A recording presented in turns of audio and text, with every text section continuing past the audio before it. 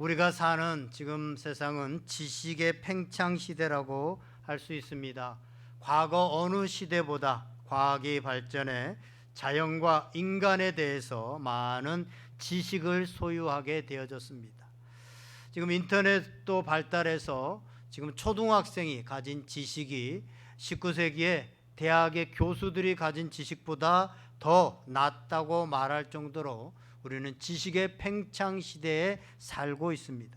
하지만 그럼에도 불구하고 전 세계가 코로나를 어떻게 대응해야 될지 몰라서 끙끙대고 있고, 분쟁과 갈등을 조정하지 못해서 세계가 전쟁과 테러로 몸살을 앓고 있습니다. 기상이변에 대해서 적절한 대안을 제시하지 못하고 세계의 난민들, 기아들에 대한 적절한 대안도 내놓지 못하고 있습니다. 뿐만 아니라 우리 개인적으로도 마찬가지입니다. 우리 앞에 닥치는 수많은 크고 작은 문제들과 일들 앞에서 우리는 어떻게 해야 될지를 모르고 우왕좌왕할 때가 많이 있습니다. 특히 환난의 때에, 특별히 인생의 중요한 결정의 시기에 우리는 올바른 선택을 하고 바른 선택을 해야 되는데 잘못된 선택을 함으로 인하여서 인생을 그르치고 평생 후회로 지내는 경우들도 있습니다. 그래서 오늘날과 같은 이런 환난의 시대, 이런 어려움의 시대일수록 지혜가 필요합니다. 그런데 오늘 본문을 보면 이런 시련의 때를 지나는 우리에게 하나님의 지혜를 말씀해 줍니다. 오늘 2절에 보면 이렇게 말합니다. 내 형제들아, 너희가 여러 가지 시험을 당하거든 온전히 기쁘게 여기라 라고 말씀하고 있습니다. 여기에 나오는 시험, 페이라스모이스라고 하는 이 단어는 원어적으로 보면 세 가지 뜻이 있습니다. 우리가 시험, 영어로 테스트라고 하는 뜻이 있고, 또 하나는 시련, 고난, 트라이얼이라는 뜻이 있고, 또 하나는 유혹, 마귀로부터 유혹을 당하다 하는 템테이션이라고 하는 뜻이 있습니다. 오늘 본문에 여기에서 적용되어지는 그 뜻은 시련, 트라이얼이라고 볼 수 있습니다. 이 시련이라는 의미, 이 시련이라고 하는 의미는요, 순금을 얻기 위해서 용광로에 녹이는 것 같은 그런 의미가 들어 있습니다. 특별히 3절에 보면 믿음의 시련이다 라고 말하고 있습니다. 또 이 시련이라고 하는, 이 시험이라고 하는 뜻은 복수를 사용하고 있습니다. 우리는 그냥 시험 이렇게 나와 있지만 원어로 볼 때는 복수입니다. 그러니까 여러 가지 시험이 있었다는 것입니다. 오늘 이 야고보서가 쓰여질 당시에 사람들이 겪는 믿음의 시련들이 여러 가지가 있었다는 것입니다. 오늘 이 땅을 살아가는 우리도 그 시대는 다르고 종류는 조금 다를 수 있지만 우리에게도 여러 가지 믿음의 시련들, 어려움들이 닥쳐올 수 있다고 하는 사실입니다. 우리가 예수님을 처음 믿을 때 흔히 착각하는, 오해하는 것 중에 예수님을 믿으면 우리가 세상에서 어떤 환난과 시험도 없고 시련도 없고 어려움도 없고 그냥 만사형통할 것이다 라고 생각을 합니다. 그러나 물론 우리가 예수님을 믿음으로 인하여서 크고 작은 영육간의 복을 받습니다만, 그렇다고 아무 어려움이 없는 만사형통의 삶을 살아가는 것이 아닙니다. 이스라엘 백성들 보세요. 하나님께서 그들을 택하여 불렀지만 광야라고 하는 그 삶을 살았어야 됐습니다. 하나님이 사랑하시는 요셉을 보세요. 하나님이 사랑하시고 부르셔서 택하셨는데 감옥에도 갇히고 또 종으로도 팔려가고 어려운 일들을 겪게 됩니다. 다윗도 마찬가지입니다. 광야에서 10년 동안 쫓기는 삶을 살아가게 되어집니다. 예수님을 믿어도 시련과 고난이 올 수 있다고 하는 사실입니다. 오늘 본문에도, 오늘 야고보 시대에도 믿는 자들에게 여러 가지 시련과 어려움들이 찾아왔습니다. 그것도 한번 잠깐 겪고 지나가는 순간적인 것이 아니라 오랜 기간 여러 가지 시험들이 다가왔다는 것입니다. 여러분, 시련들이 우리에게 다가오면, 곧 어려움들이 다가오면 어떻습니까? 마음이 상하고 낙심하게 되어집니다. 왜 하나님께서 나에게만 이런 고난을 주시고 이런 어려움을 주시나? 라고 하는 그런 하나님에 대한 원망의 마음도 듭니다. 또 주변 사람들 때문에, 누구 때문에, 부모님 때문에, 아내 때문에, 남편 때문에 이런 시련을 내가 겪게 되었다라고 생각해서 누구를 탓하기도 하고 주변 사람들을 공격하기도 합니다. 그것이 더 심해지면 이제 육체적인 병이나 정신적인 병이 들기도 합니다. 그런데 오늘 본문을 보면 너희가 여러 가지 시험, 시련을 당하거든 온전히 기쁘게 여기라라고 말씀하고 있습니다. 온전히 기쁘게 여기라. 이 말은 시험이 오면 다시 없는 기회라고 생각하고 기쁜 마음으로 그것을 맞이하라는 겁니다. 말이 안 되는 얘기입니다. 참 받아들이기 어려운 말씀입니다. 어떻게 시련이 오고 어려움들이 왔는데 그것을 온전히 기쁘게 여길 수 있다는 겁니다. 온전히 기쁘게 그것을 받아들일 사람이 어디 있겠습니까? 성경은 자꾸 거꾸로 말을 하는 것 같고 할 수 없는 것을 요구하는 것 같습니다. 그러나 여러분, 실제로요, 우리는 어떤 사건들이 닥쳐왔을 때, 어떤 문제들이 닥쳐왔을 때 그 문제 때문에 우리의 삶에 어려움이 닥쳐오고 그 문제 때문에 우리가 죽게 되어지는 것이 아니라 그 문제를 어떻게 해석하느냐에 따라서 우리의 인생이 달라진다고 하는 사실입니다. 똑같은 문제를 가지고, 똑같은 사건을 가지고 어떤 사람은 인생을 포기하는 사람도 있고 길거리로 나앉아서 그냥 포기하고 살아가는 사람들도 있는 반면에 그것을 발판으로 삼아서 오히려 성공하고 더 굳세어지는 경우들도 있기 때문입니다. 흔히 하는 말 중에 위기는 기회다라는 말을 합니다. 분명 위기는 위험하지만 기회이기도 합니다. 위기를 잘 이용하면 아주 좋은 기회로 만들 수 있다라고 하는 사실입니다. 그래서 시련으로 인한 고통이 있습니다. 세상은 그것에 주목합니다. 시련이 오면, 문제가 있으면 고통당할 것이다. 이것에 주목하고 여기에 포커스를 맞춥니다. 그런데 믿음의 사람들은, 성경은 이 시련이 주는 유익, 시련이 주는 축복에 주목하라고 말하고 있습니다.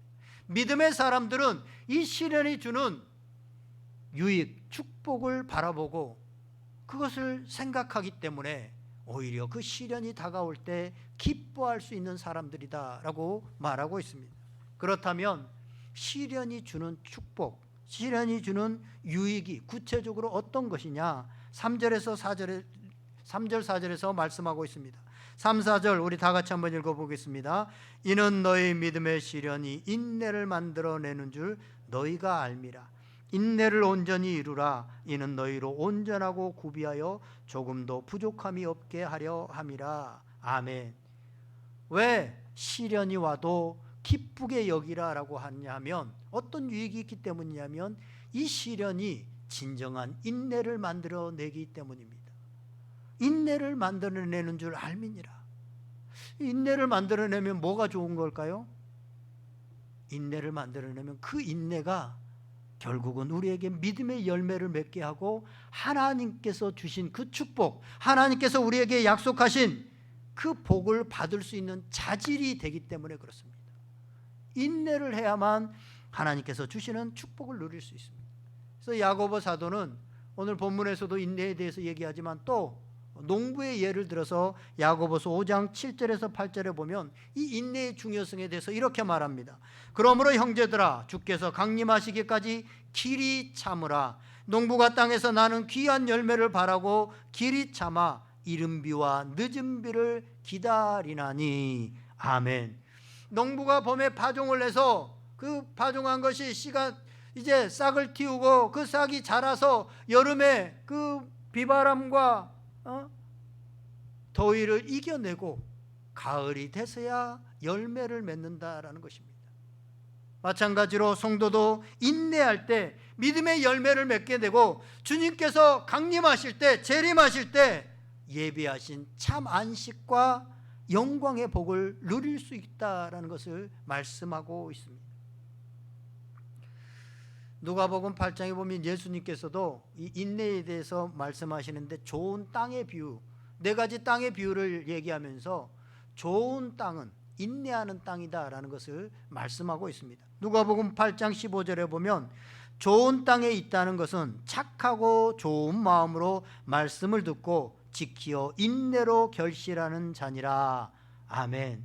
말씀의 씨가 여러 밭에 떨어지는데, 돌밭에도 떨어지고 길가밭에도 떨어지고 가시밭에도 떨어지는데, 좋은 밭에 떨어지면 어떤 결과가 나오느냐 하면 그 말씀을 착한 마음으로 받고 그것을 지켜서 결국은 인내로 결실하게 되어진다라는 것입니다. 인내로 결실하는 밭이 결국은 좋은 밭이다라고 말씀하고 있습니다. 또한 히브리서 6장 14절에서 15절에는 이렇게 말합니다. 이르시되 내가 반드시 너에게 복을 주고 복 주며 너를 번성하게 하고 번성하게 하리라 하였더니 그가 이같이 오래 참아 약속을 받았느니라. 아멘. 하나님께서 우리에게 복을 주고 반드시 번성하게 하시는데, 어떤 사람이 그 복을 받고 반드시 번성하게 되어지느냐? 오래 참는, 하나님의 약속을 붙들고 오래 참는 자가 결국은 이 땅에서 복뿐만 아니라 하나님께서 약속하신 놀라운 영적인 복을 받게 되어지다라는 것입니다. 중간에 포기하거나 중간에 인내하지 못하고 하나님의 약속을 쳐버리면 결국 하나님께서 주시고자 하는 복을 받아 누릴 수 없다라는 것입니다. 이처럼 인내가 중요합니다. 끝까지 가는 것이 중요합니다. 히브리서에 보면 이 믿음에 대해서 얘기하면서 믿음의 경주를 얘기합니다. 그런데 경주자는 끝까지 인내하는 자가 결국은 상을 받을 것이다 라고 말씀하고 있습니다. 이처럼 인내가 중요한데, 인내라고 하는 성품은 어디서 만들어질 수 있느냐? 바로 시련의 학교에서, 고난의 학교에서 참된 인내는 만들어지기 때문입니다. 인내는 편안한 환경에서 그냥 잘 먹고 잘 살고 아무 문제가 없는 그런 곳에서 만들어지는 것이 아니라, 이 인내는 마치 용광로에서 정말 그 용광로의 뜨거운 불 속에서 순금이 만들어지는 것처럼 그런 과정을 통해서 인내라고 하는 이 귀한 것이 만들어지더라고 하는 것입니다. 여러분, 역경지수라고 하는 말이 있습니다. 역경지수. IQ와 더불어 이걸 AQ라고 말을 하는데, 영국의 폴 스톨츠가 처음으로 한 말입니다. 이 역경지수는 어떤 어려운 상황이 닥쳐왔을 때 그것을 극복할 수 있는 능력을 수치로 이렇게 기록해 놓은 겁니다. 5라고 하는 역경이 왔는데 어떤 사람은 그것을 감당해내고 어떤 사람은 감당해내지 못하더라, 포기하더라. 역경지수가 높은 사람들이 그것을 이겨내더라는 겁니다. 그래서 당연히 역경지수가 높은 사람이 성공할 확률이 높고 역경지수가 높은 사람이 행복하게 살 가능성이 높다는 것입니다.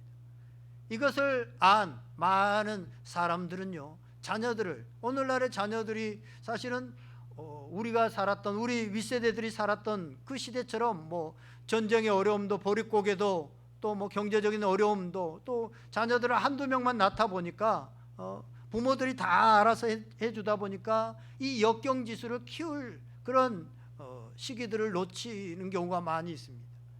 그러다 보니까 이 미국의 할리우드의 탑스타들 자녀들, 할리우드 키즈 같은 경우도 커피숍이나 아르바이트 이런 것들을 하면서 이 역경을 이겨나가게 하는 이런 훈련들도 가끔 공개되고 있고요. 또 우리 미국의 그 전 대통령이었던 버락 오바마의 딸 샤샤가 아버지가 자주 가는 그 단골 해물집, 해산물 음식점에서 시급 아르바이트를 했던 것도 보도된 적이 있고, 또 데이비드 베컴, 맨유인가요? 거기에 정말 축구 선수로 유명한, 그래서 수천억의 자산가였던 그 베컴의 아들도 카페에서 시급 4,600원짜리 그런 설거지 알바를 하는 거. 이런 많은 그 정치인들이나 유명한 경영자들이나 스포츠 스타들이 자신의 자녀들을 이런 험한 아르바이트를 시키는 이유가 뭡니까? 바로 역경지수를 높이기 위해서. 역경지수가 높아야 어려움이 닥쳐왔을 때 그것을 이기고 결국은 승리하더라라고 하는 것입니다. 단순히 IQ가 높은 사람이 성공하고 살아가는 것이 아니라 AQ가 높은 사람이 오히려 성공하고 살아가더라라는 것입니다. 그래서 이 역경지수를 높이는데, 오늘 성경은 너희가 고난과 어려움을 통해서 이 역경지수가 높아지고 인내라고 하는 이런 성품을 갖게 되어진다라고 말하고 있습니다. 시편 기자는 시편 119편 67절과 71절에서 이렇게 말합니다. 고난당하기 전에는 내가 그릇 행하였더니 이제는 주의 말씀을 지키나이다. 고난당하기 전에는 내가 내 뜻대로 그릇 행하였다는 것입니다. 그런데 고난을 당하고 보니까 내가 정말로 할 수 없는 그 고난 가운데서 주의 말씀을 지킬 수 있는 사람이 되었다는 겁니다. 그러니 얼마나 고난이 축복입니까? 내 마음대로 하다가 그냥 죽을 인생이었고 영원히 지옥 갈 인생이었는데 고난을 통해서 내가 주의 율례를 배우게 되어지고 지키게 되어지고 하나님의 자녀가 되어졌는데 얼마나 큰 축복입니까? 또한 71절에서는 이렇게 말합니다. 그래서 고난당한 것이 내게 유익이라 이로 말미암아 내가 주의 율례들을 배우게 되었나이다. 아멘. 그래서 하나님께서 하나님의 사랑하시는 자녀들에게도 이 고난과 어려움과 역경들을 주신다고 하는 것입니다. 그래서 그것을 통해서 세상 사람들은 이것을 모르는 사람들은 그냥 그러다가 멸망하고 삶을 포기하지만 정말 이 고난의 유익을 아는 우리 그리스도인들은 이것이 내게 유익이다. 이것을 통해서 내가 주의 율례를 알게 되어지고 주님의 온전한 자녀로 되어지기 때문에 고난이 유익이고 시련이 유익이다라고 말하고 있습니다. 이처럼 시련은 인내를 만들어내고 오늘 4절에 보면 인내는 너희로 온전하게 하고 구비하여 조금도 부족함이 없게 만든다고 하는 것입니다. 그래서 우리는 시련을 통해서 인내라고 하는 축복을 받게 되어진다는 것입니다. 또한 시련은 이 인내의 복뿐만 아니라 시련의 유익이 이 인내에서 그치지 않고 5절을 보세요.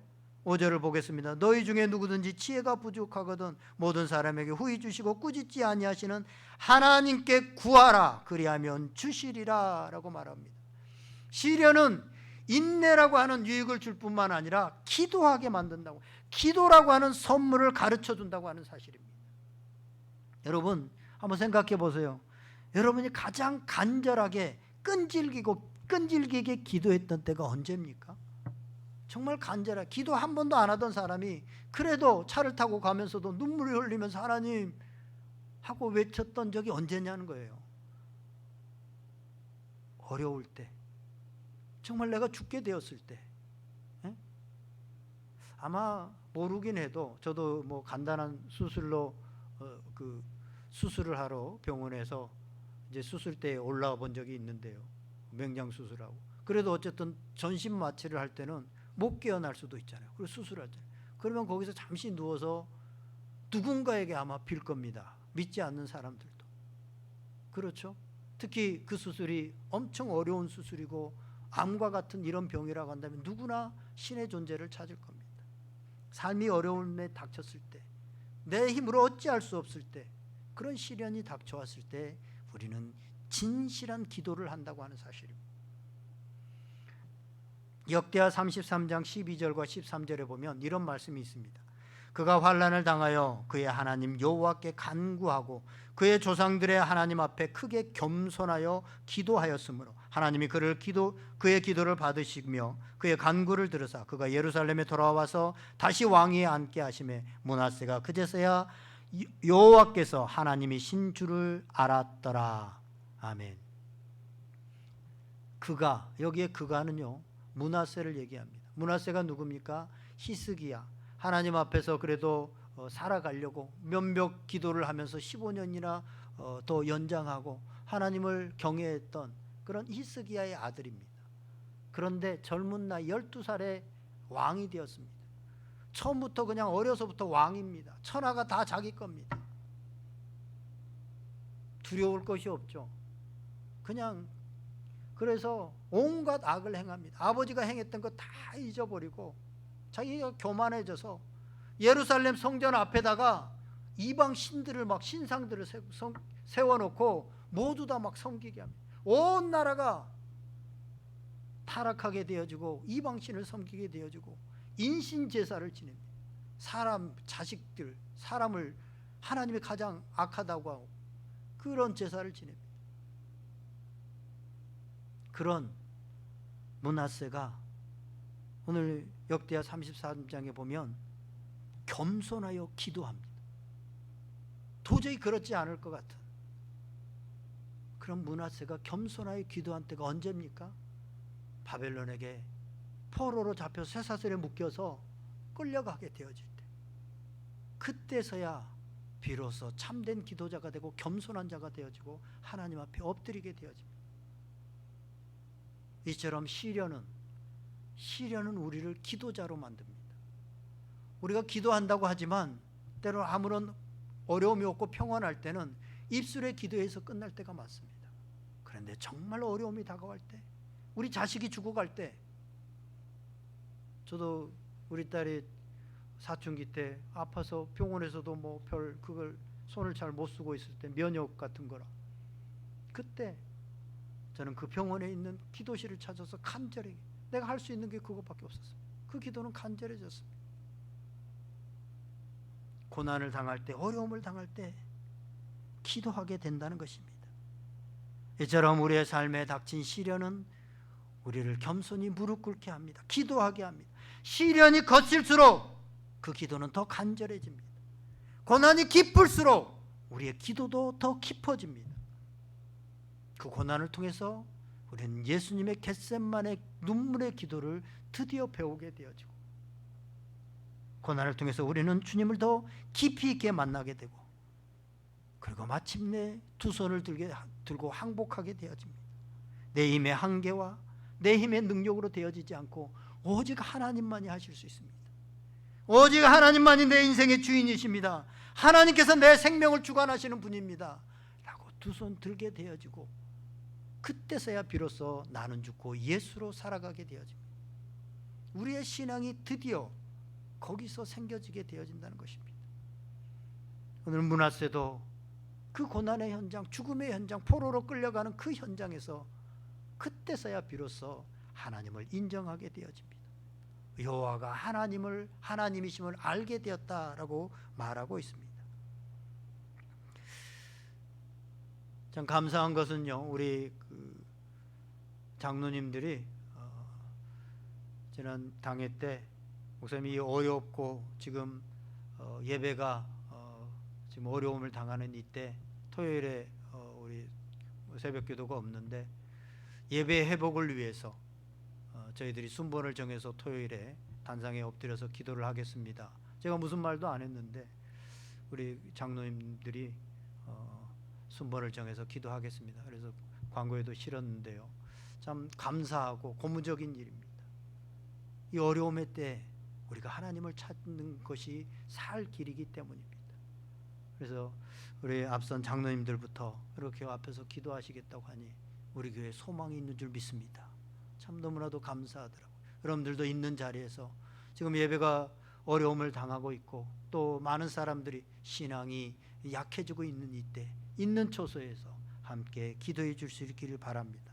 그렇다면 이런 시련 가운데서 우리가 기도하게 되어지는데, 기도할 때 하나님께서 우리를 어떻게 도우십니까? 우리 5절 말씀 다시 한번 읽겠습니다. 5절 말씀, 너희 중에 누구든지 지혜가 부족하거든 모든 사람에게 후히 주시고 꾸짖지 아니하시는 하나님께 구하라, 그리하면 주시리라. 아멘. 이 말씀은 공부하는 학생들에게만 주시는 말씀이 아닙니다. 이 말씀은 모든 성도들을 위한 말씀이요, 특별히 시련을 겪고 있는, 고난을 겪고 있는, 그것을 통과하고 있는 성도들에게 하시는 말씀입니다.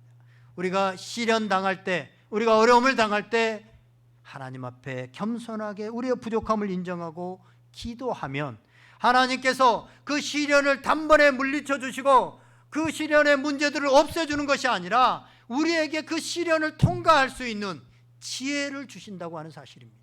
할렐루야. 지혜를 주신다고 약속하고 계십니다. 그 약속을 더 돈독하게 하기 위해서 오늘 본문에서는 뭐라고 말합니까? 모든 사람에게 후히 주시고 꾸짖지 아니하시는 하나님께 구하라. 모든 사람에게 주시고 꾸짖지 않는다는 것입니다. 므낫세와 같은 사람도 그렇게 악을 행하고 하나님이 어떻게 보면 유다를 내가 심판하겠다, 멸망하게 하겠다라고 하는 결정적인 결정을 하게 된 게 사실은 므낫세였습니다.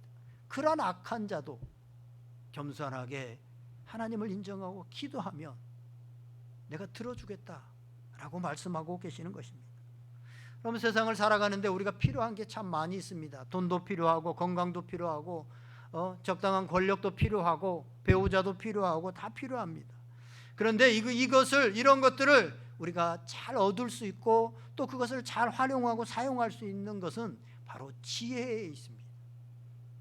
그래서 솔로몬은 하나님 앞에 예배드리고 하나님 앞에 일천번제를 드리고 기도한 후에 하나님께서 내가 무엇이든지 원하는 대로 구하라, 내가 이루어줄게 라고 했을 때 지혜를 구했습니다. 지혜를 구했더니 부귀 영화와 어떤 명예 이런 것들이 다 뒤따라오는 것을 보게 되죠. 성경은 이런 특별한 지혜는 기도하는 자들에게 주시는 것입니다. 특별히 다윗을 보세요. 목동이었던 다윗이 이스라엘 역사에서 가장 훌륭한, 정말 전무후무한 위대한 왕이 될 수 있었던 것은 어디에 있습니까? 그가 태생이 좋았습니까? 가문이 좋았습니까? 서열이 장남으로 좋았습니까? 아니면 배운 학벌이 좋았습니까? 전혀 그렇지 않습니다. 그가 그런 사람이 될 수 있었던 중요한 한 가지 단서는 기도입니다. 시편의 그 수많은 내용들, 시편의 그 수많은 찬양 기도는 다윗이 어려움 중에, 환난 중에 목동으로 그때 적은 겁니다. 그는 10여 년 동안 사울 왕에게 쫓기는 신세였습니다. 광야에서 정말 어렵고 힘들었습니다. 때로는 마음이 무너졌습니다. 그때마다 하나님께 부르짖고 하나님께 기도했습니다. 하나님이 이 어려움의 문제를 어떻게 해야 됩니까? 사울이 원수가 나를 죽이려고 합니다. 어떻게 해야 됩니까? 하나님, 내 마음이 무너져 버렸습니다. 이제 나는 죽게 되었습니다. 어떻게 해야 됩니까? 하나님, 더 이상 용기가 나지 않습니다. 어떻게 해야 됩니까? 그때마다 하나님께 기도했습니다. 다윗은 누구보다도 기도의 사람이었어요. 그 시편의 내용들을, 절절한 내용들을 보면 압니다. 기쁠 때도 기도했고, 힘들 때도 기도했고, 죽게 되었을 때도 기도했고, 마음이 무너져 버렸을 때도 기도했습니다. 그 기도를 통해서 하나님의 지혜를 얻게 되어지고, 까딱 잘못 선택하면 죽을 수밖에 없는 생명이 위험한 상황 가운데서도 지혜를 얻었습니다. 사울 왕은 그 권력을 가지고 언제든지 죽일 수 있었는데 다윗을 인정합니다. 그래서 사무엘상 18장 15절에 보면 이렇게 말씀합니다. 사울은 다윗이 크게 지혜롭게 행함을 보고 그를 두려워했다. 크게 지혜롭게 행하는 사람을 두려워합니다. 다윗이 크게 지혜로운 사람이 될 수 있었던 것은 어디에 있습니까? 많이 배워서요? 똑똑해서요? 힘이 있었어요? 아닙니다. 그는 기도해 있었습니다. 사울을 피해서 도망 다닐 때 도와줄 사람도 없고 경제적인 능력도 없고 살 수 있는 방법도 없었습니다. 그런데 오직 하나님을 붙들고 기도할 때 하나님께서 그때마다 구체적으로 역사해 주셨어요. 이렇게 해라, 여기 숨어라. 하나님의 그 구체적인 역사 속에서 그는 살게 되어지고 결국은 위대한 왕이 되어진 것을 보게 되어집니다. 나를 낮추고 겸손하게 기도할 때 우리에게 지혜를 주십니다. 기도할 때 빌립보서 4장에 나오는 것처럼 우리의 마음과 생각을 지켜주십니다. 마음과 생각이 잘못된 쪽으로 가면 우리는 잘못된 인생이 되어지고 후회하는 인생이 되어집니다. 특별히 어려운 때, 어떤 중요한 결정을 해야 될 때 우리의 마음과 생각이 지켜지지 않으면 우리는 잘못될 수 있습니다. 그런데 우리가 기도할 때 너의 마음과 생각을 지켜주리라 라고 성경은 말하고 있습니다. 또한 우리가 기도할 때 하나님께서 영안을 열어주셔서 어떤 상황을 정확하게 분석할 수 있는 능력을 주시고 어떤 사람의 마음들을 알게 하셔서 그것들을 지혜롭게 처리하게 됩니다. 그래서 학생이 공부하기 전에 기도하고 공부를 하면 하나님께서 마음을 지켜주셔서 공부를 잘할 수 있는 지혜를 허락하시고, 사업가가 기도하고 하나님의 지혜를 구하고 나아가면 지금과 같은 흉년의 때에도 하나님께서 그때마다 지혜를 주셔서 사업체를 운영할 수 있게 만들고, 가정주부가 기도하면 가정을 세우는 지혜를 얻게 되어집니다. 사랑하는 여러분, 기도는 시련을 이깁니다. 다시 한번, 기도는 우리에게 닥쳐오는 모든 문제와 모든 어려움들을 이깁니다. 오늘 우리는 시련이라고 하는, 문제라고 하는 이런 시험지를 받아들었습니다. 그런데 우리는 답을 잘 모릅니다. 그런데 하나님께서 기도라고 하는 답안지를 주셨습니다. 그래서 우리는 그 기도로 그 문제들을 다 풀어나갈 수 있다라고 하는 사실입니다. 이것을 여러분 반드시 기억할 수 있기를 바랍니다. 그 기도는 어떠해야 되느냐? 하나님께서 주시는 지혜를 얻고 문제를 해결할 수 있는 그런 기도를 통해서 그렇게 되어지는 그 기도는 어떤 기도해야 되느냐? 6절부터 8절을 보면 이렇게 말씀합니다. 오직 믿음으로 구하고 조금도 의심하지 말라. 의심하는 자는 마치 바람에 밀려 요동하는 바다 물결 같으니 이런 사람은 무엇이든지 죽게 얻기를 생각하지 말라. 두 마음을 품어 모든 일에 정함이 없는 자로다. 아멘. 우리가 어떤 태도로 기도해야 지혜를 얻고 시련을 이길 수 있게 되어지는지를 말씀하고 있습니다. 어떻게 해요? 오직 믿음으로 구하고 조금도 의심하지 말라. 두 마음을 품지 말라. 그렇게 되어지면 지혜를 얻게 되어지고 하나님의 지혜로 시련을 이기게 될 것이다 라고 말씀하고 있습니다. 이게 뭡니까? 하나님을 전적으로 의뢰하고 하나님의 사랑을 의심하지 말라는 것입니다. 그래서 우리는 하나님, 저는 지금 내게 닥친 문제보다 하나님이 크심을 믿습니다. 내게 둘러치고 있는 모든 적들보다 하나님이 위대하신 분임을 믿습니다. 하나님만이 저를 이 역경에서, 이 수렁에서 구할 수 있음을 믿습니다. 시편의 수많은 기자들이 그렇게 기도했던 것처럼 우리도 그렇게 기도할 때 그 기도 속에서 지혜를 얻게 되어지고 하나님의 음성을 듣게 되어진다는 것입니다. 어떤 성도들은요, 조금만 어려움이 닥치면 막 호들갑을 떨고 상황이 자기 뜻대로 안 되면 막 답답해하고 어찌할 줄을 모르고 불안해하고 염려하고 걱정하고 당장 죽을 것처럼 그렇게 굽니다. 그러나 이것은요, 기도하는 참된 기도자의 모습이 아닙니다. 참된 기도는 변함없이 하나님을 신뢰하는 겁니다. 무엇을 신뢰해요? 하나님께서 지금 나에게 가장 좋은 것을 주시고 하나님은 사랑이시다 라고 하는 것을 의심하지 않는 겁니다. 우리를 하나님께서 사랑하신다고 하는 것은 이미 예수 그리스도의 십자가에서 다 보여주시고 다 확증되어졌습니다. 더 이상 의심할 필요가 없는, 하나님이 독생자 자기 아들을 우리를 대신해서 내주셨어요. 그것보다 더 큰 사랑이 어디 있습니까? 돈이 좀 부족하다고 하나님 나 사랑 안 하시는 건가? 내가 좀 건강하지 않는다고 왜 하나님 나를 사랑하지 않지? 의심할 필요가 없다는 거예요. 하나님이 영원한 우리에게 생명을 주시기 위해서 독생자 예수 그리스도를 십자가에 보내주신 그 사랑이 있기 때문에 우리는 의심할 필요가 없다라고 하는 사실입니다. 그래서 오늘 내게 일어나는 많은 일들, 안 좋은 일들도 하나님께서 나를 사랑하신다는 것을 깨닫게 하기 위해서 주신 것이다 라고 하는 것을 우리는 믿고 확신해야 됩니다. 그렇게 확신하고 기도할 때 지혜를 얻게 된다는 것입니다. 여러분 생각해 보세요. 요셉이 종으로 팔려갔어요. 요셉이 감옥에 갇혔어요. 하나님이 요셉을 사랑하지 않아서 그런 겁니까? 우린 결론을 이미 알고 있기 때문에 요셉을 결론을 모른다고 한다면 아마 의심할 사람이 있을 겁니다. 어떻게 사랑하는 사람을 종으로 팔려? 어떻게 사랑하는 사람을 감옥에 가둬? 그러나 종으로 팔려가고 감옥에 갇혔지만 그것은 하나님이 요셉을 사랑하지 않기 때문이 아닙니다. 여전히 요셉을 사랑하는 겁니다. 요셉은 그걸 알았어요. 그래서 한 번도 하나님을 원망하지 않습니다. 그리고 하나님 앞에서 살아가는 겁니다. 오늘 우리도 이런 삶의 자세가 필요하다는 거예요. 이런 자세로 기도하라는 겁니다. 오늘 내게 일어나는 모든 일들은 사실은 하나님의 사랑을 깨닫게 하기 위해서 우리에게 주신 거예요. 아멘. 그것이 어려움일지라도. 여러분 다윗, 아까도 얘기했지만 다윗은 10여 년 동안 광야로 쫓기고 밥 먹지 못하고 굶주리고 때로는 그 사울의 죽음 앞에서 늘 도망 다녀야 됐습니다. 하나님이 그를 사랑하지 않은 걸까요? 아니요. 우리는 결론을 압니다.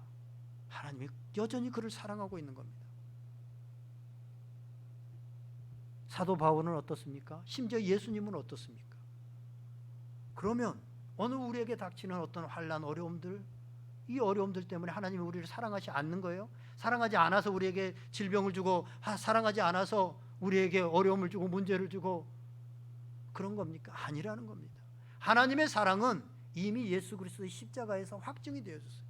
더 이상 의심할 게 없어요. 하나님은 우리를 사랑하세요. 문제는 뭐냐면 우리가 그걸 깨닫지 못하기 때문에 계속해서 하나님께서 말씀하시는 건 뭐냐면, 우리 오늘 삶의 현장에서 너에게 주어진 그것을 통해서 하나님의 사랑을 깨달으라.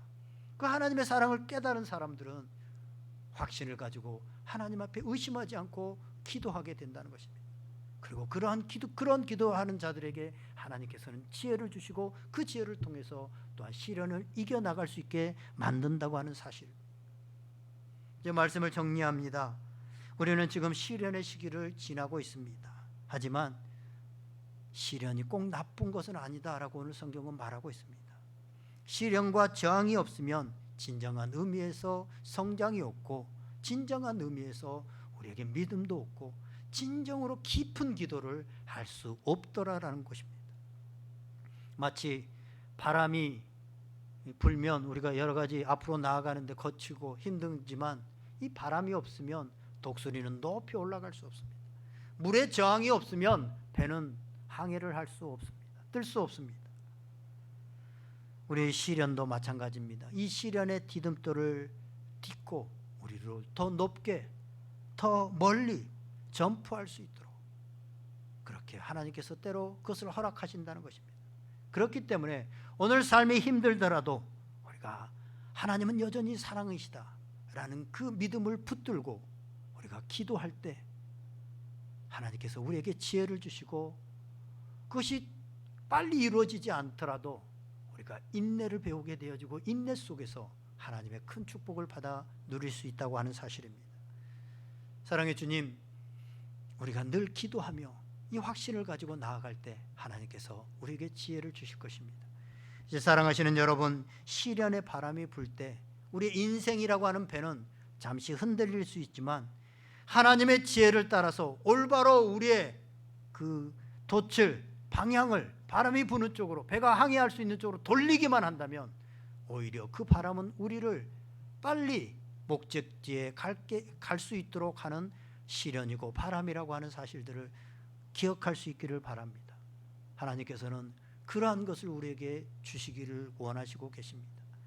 이제 예레미야 29장 11절에서 13절의 말씀을 읽고 말씀을 마치고자 합니다. 너희를 향한 나의 생각을 내가 아나니 평안이요 재앙이 아니니라. 너희에게 미래와 희망을 주는 것이니라. 너희가 내게 부르짖으며 내게 와서 기도하면 내가 너희들의 기도를 들을 것이요 너희가 온 마음으로 나를 구하면 나를 찾을 것이요 나를 만나리라. 우리 다 같이 한번 기도하겠습니다. 오늘 주신 말씀 붙들고 성령님께서 여러분의 마음 가운데 들려주신 그 음성 붙들고, 오늘 내가 어떠한 어려움들을 겪고 있는데 이 어려움들을 통해서 인내라고 하는 좋은 선물을 받게 하시고 진정한 기도자로 세워주시고 하나님의 축복의 사람으로 만들어 주실 것을 믿고, 그렇기 때문에 고난이 내게 유익이다고 고백했던 시편의 기자처럼 나도 고백할 수 있는 그런 믿음의 사람이 되게 하여 주시옵소서. 우리 다 같이 한번 간절히 성령님의 음성을 붙들고 기도하시겠습니다. 다 같이 기도합니다.